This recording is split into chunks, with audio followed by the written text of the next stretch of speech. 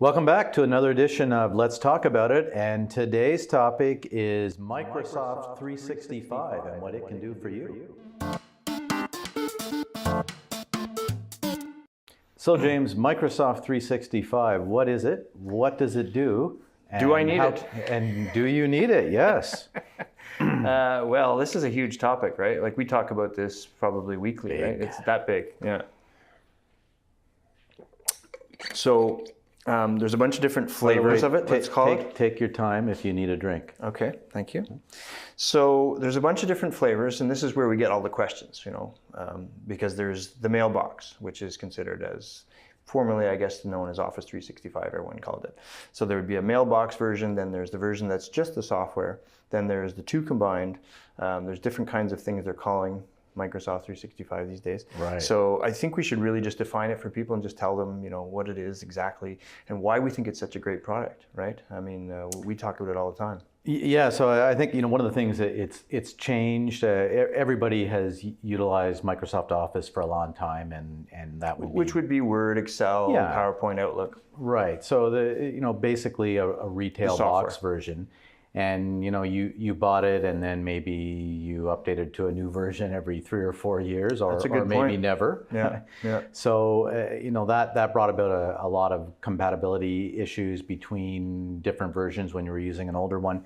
Microsoft 365 is a subscription-based software version, so you always have the latest version, and that's one of the great things about it. You're always utilizing the latest up-to-date version of the software, and then you get all the updates for any kind of security patches or any sort of updates. So we can define that even. I mean, subscription model meaning that there's a monthly fee, right, that they'll pay depending on which flavor they have. And it's kind of one of these things where, as you said, you're always up to date. You're always going to have the latest software. Because you brought up a really good point in the sense that there's a lot of people, I don't know how often you see it, but we see it maybe monthly, where we're coming across an old version of Office from 2010 maybe, or 2007, and we saw the other day. And it's, as you said, it's going to create compatibility issues. It's going to create problems. A lot of the older versions of the software won't even connect to a 365 mailbox now. So you can get issues there, or if you do want to make them connect, you've got to lower security. There's many reasons why we want to have that up to date. What are some of the other problems, let's say, by buying the software one-off, let's say retail? Well, I think one of the big things, especially if you're just starting out with a business and you need 10 copies of it, you're stuck paying quite a bit up front for those copies. The nice thing about subscription services is it's either a monthly or a yearly subscription. So the cost of getting into it can be a lot lower. A lot lower, yeah. So much easier to get into. And then you can move those subscriptions around as you need, as your business changes and maybe employees change. You can move those subscriptions around because it's a license, right? And then you would assign that license to the person, right? With the managed portal, let's say, of the 365 environment, which you couldn't do with these one-off retail softwares. No, not some of them you were able to do that. Certainly, much more work. It was much harder to manage. The other thing you can do with it is if you have numerous devices. So most of us have a phone, a tablet, a laptop, a desktop. Good point. So, buying one subscription will entitle you to put it on up to 5 of your devices. So, which would be a huge contrast to retail or the one that came with your computer, whereby it's meant to stay with that one person on that one computer. You're not able to move it to other machines. You're probably not able to upgrade it. And for sure, you can't get a newer version of it for free. Upgrades were always costly, if you could do them at all. So that's a really good point, the 5 copies. There's other things too, I think, right? The version that you would get with your computer, or if you bought it at Staples or Bureau & Gros in the French version, Best Buy, where else do we find these things? They're not going to have some components that we find are pretty critical these days, like access and what other things? Yeah, and that's one of the other things that's happened. Generally, there were different versions if you wanted to access Microsoft's database. I think even Microsoft Access. Yeah. So you would have to buy a more extended version to get that. And I think it would about double the price, right? It added up to quite a bit. So now it's much less expensive. You're getting a lot more with the subscription version than you would with the retail version. There's actually a lot of programs in there that people might not even be aware of. Yeah, let's go through that. So one of the things that we push people to do, especially the smaller offices, let's say, I don't know what, 10 people or less, where they have a small environment, they wouldn't need a server. We've been pushing them to use what's called SharePoint, and of course the component that allows access to that, OneDrive, a small file sync and share software we're going to put on each computer, and they'll have access to the different shares, let's say, we'll call them that. In SharePoint, we can create these sites that they can have access to on their computer.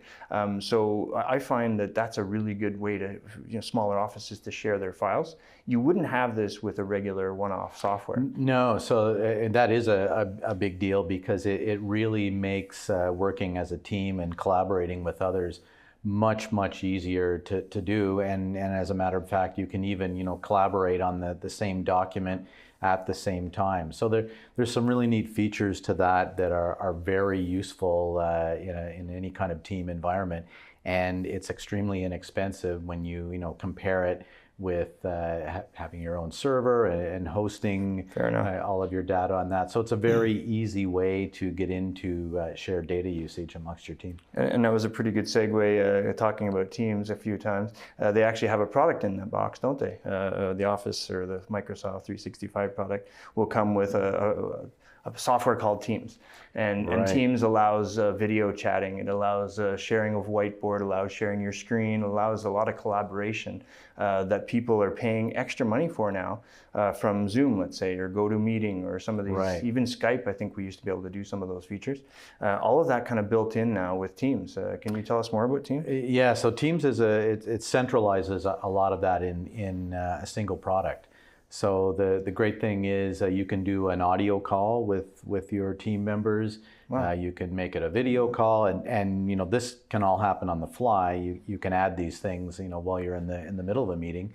You can very easily share your screen if you want to show the rest of the people involved in the meeting, your screen, something you're working on, and then vice versa, you can have one of the other members share their screen take over back to the bunch. Yeah, so the annotation is there, and everybody gets to see. And that's the other cool thing. You can allow them to take over your screen and let them drive if you want them to show a particular product or PowerPoint, an image they want, things like that. Plus, it's also a communication package. So think of it as a chat package like Facebook Messenger, but for business. Yeah. So it allows you to you can drag files into that and share them. You can chat back and forth, and then it also has other products that are part of that, like one of the ones that we use is Shifts, which allows you to schedule your team. So you can set up a schedule in Shifts, so your team knows when they're working, what time they're to come in, and that's you can handy. help it. It's always good that your team knows when it's time to work. and it's very easy to share with the team. Plus, it will also do things like you can set it up so they can use it on their phone. And you can have people clock in and clock out with it as well. So there's a lot of features there that probably a lot of us don't even realize. Take for granted. They think of Microsoft 365 as Word, Excel, and Outlook, but there's a lot of other features that are part of it that are extremely useful. A lot of these things have come to the forefront with COVID, of course, and people having to work from home, remote offices, things like that. So I think it's now come to the forefront, that everybody needs to use these tools. It's great because you can leave the office, go home, and essentially nothing's changed for you. Good point. Even using products like SharePoint, which can be part of it. It's a great way to communicate to a team. The rest of the staff. Like all things like new news items that have come up, and you can also of course share your files in there, and it's a proper way of file sharing so that people can utilize it like a library where they check files out, check them back in. So you also have some logging and tracking of who has what. and who's updated what. Yeah, no, we've gone into this maybe one of the other shows, but there's also the component, one of the major components, the mail server, right? There's Exchange in the background running there that provides you with a full mailbox, a synchronized mailbox across all of your devices. It's the same mailbox. And of course, then there's the scheduling and shared scheduling and calendaring, checking out when other people are free and available, sharing of conference rooms and booking them amongst your team, things like that. All of these tools are built in the box, and as you say, I think most people don't even realize. Yeah, there's so much there that you can utilize, and you know, I would invite everyone to make sure they certainly either send your question to us or ask you know, whoever is looking after your IT.